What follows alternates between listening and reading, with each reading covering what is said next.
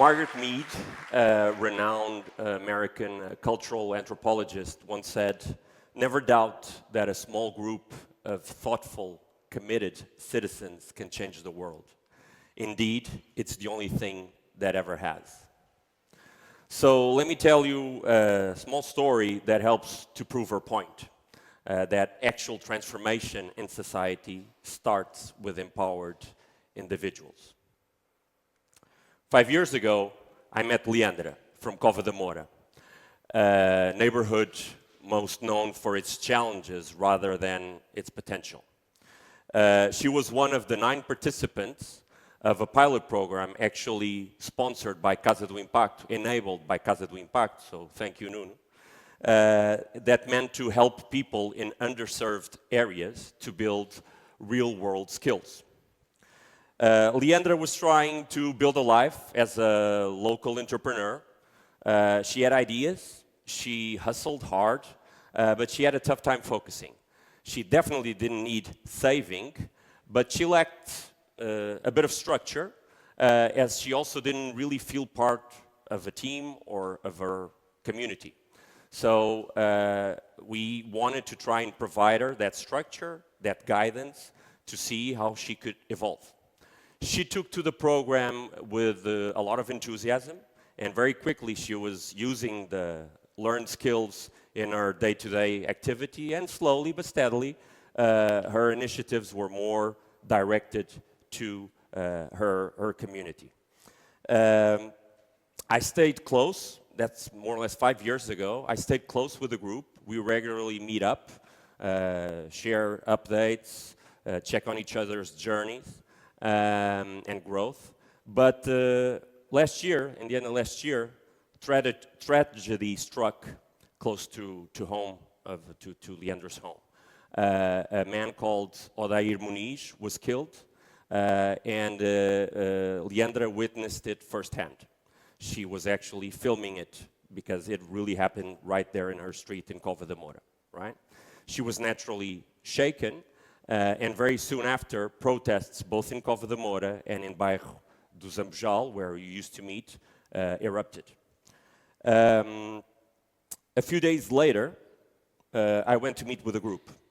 And one in this situation might expect to find angry, confused individuals, each one of them coping with the situation in an isolated and individual way.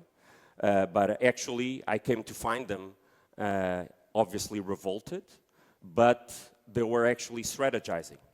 They were organizing themselves. They were working as a team. They were working as a community. So basically, they were using the tools that we had worked with 5 years before, defining the goals, shaping the message, using a framework to spread that message, influencing others so to maintain alignment in the community. They were actually leading the efforts of the community. They were really working together in a way that unified the community in a very difficult moment. So for me, that was extremely surprising because 5 years later, Leandra, which was usually the lone wolf, was at the center of her community. And she was at the center of it, not as a victim, but as a builder, right? So that really reaffirmed my belief that when we have empowered individuals, the community that they belong to becomes much, much stronger. Unfortunately, raising empowered individuals is one of the biggest challenges in the current society. That implicit social contract we have that each generation is going to have more opportunities than the generations before is simply broken. For the first time in many generations, this youth knows, they don't fear, they know that their future is going to be just a little bit less bright.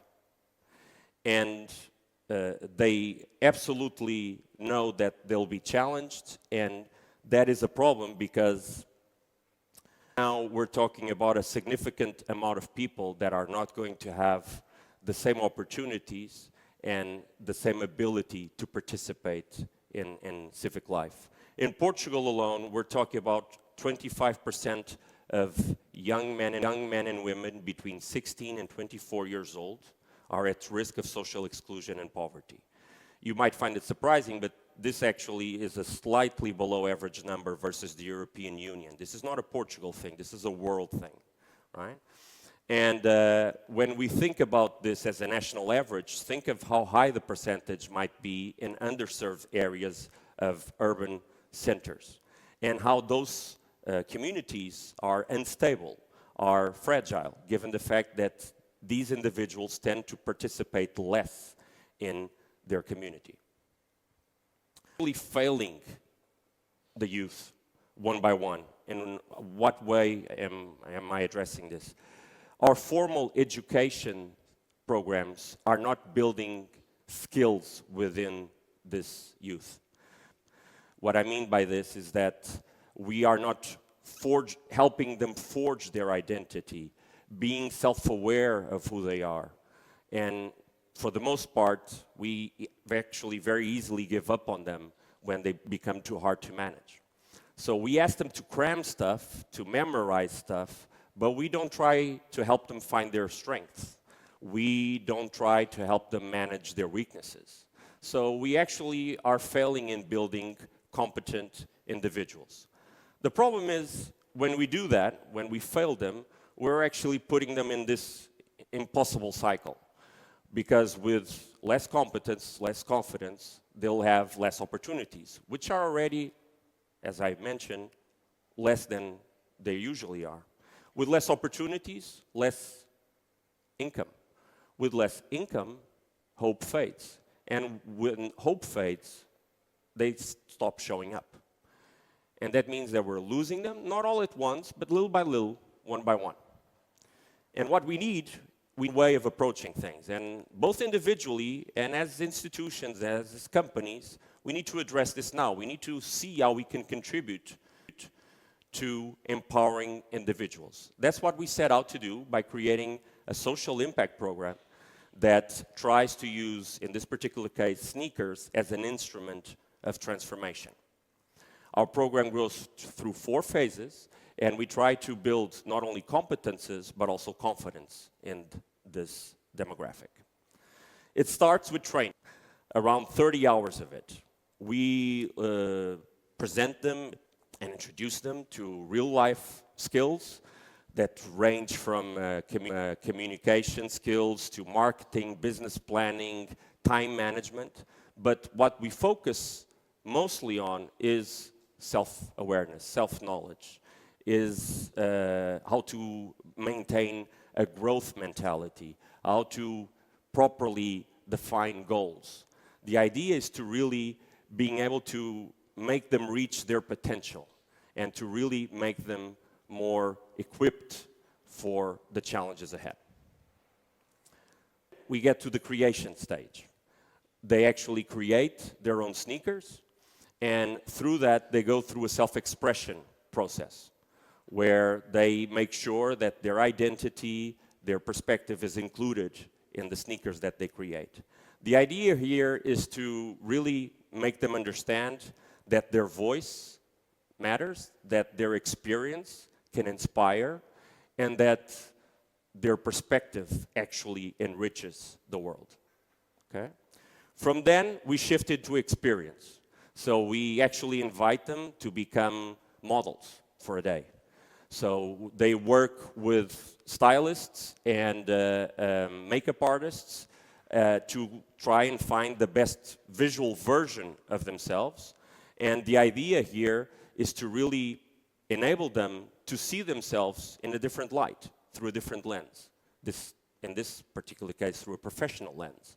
And it's about showing their creation, it's about showing their effort as a team, but above all, it's about showing who they are. A validation of who they are and who they want to be. And finally, we build bridges. Bridges that last as long as they want them to. We launch their creations in our website. We put them on sale for other people to buy. And basically, we essentially create micro businesses because they earn money every time their sneakers get bought.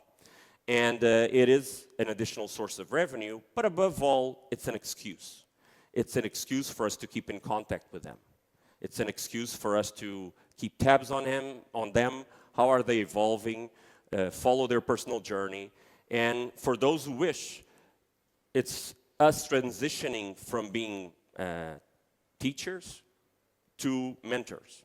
And that's something that we keep on doing and building because we really want to make sure that we open up their future in a consistent and systematic way.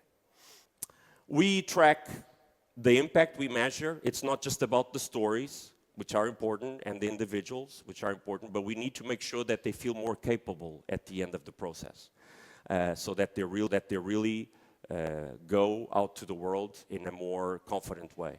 So we track self-efficacy, social inclusion, and employability, and I now understand that the employability got formatted wrongly as it's presenting, but I promise I wrote it correctly. And we are seeing significant increases in it. And therefore we keep tracking and we keep pruning, adjusting the program so it generates as much impact as possible. Simply put, for us, it's about how the individual an empowered individual doesn't just participate in society. They actually shape it, okay? They create initiatives, they shape narratives, they promote protests with purpose, they build businesses with integrity. They don't wait for change, they make it, okay? Leandra is not just a case study. Leandra is a symbol of what happens when we trust, invest, and walk alongside people that we so often ignore. There are thousands like her all around us, all the time, and they just need some tools and someone to get close to them and tell them, you got this, you can make this happen. So here's what I'll leave you with. For us, a community without empowered individuals is like a tree without roots. It might stand for a while, but it doesn't take much to bring it down. It's hard to forget that the strength of the tree is actually beneath the surface. And if we do want to have sustainable, lasting change, this is actually where we believe we need to look at the individuals, at the connections, at the roots, and we need to nurture them. So, thank you.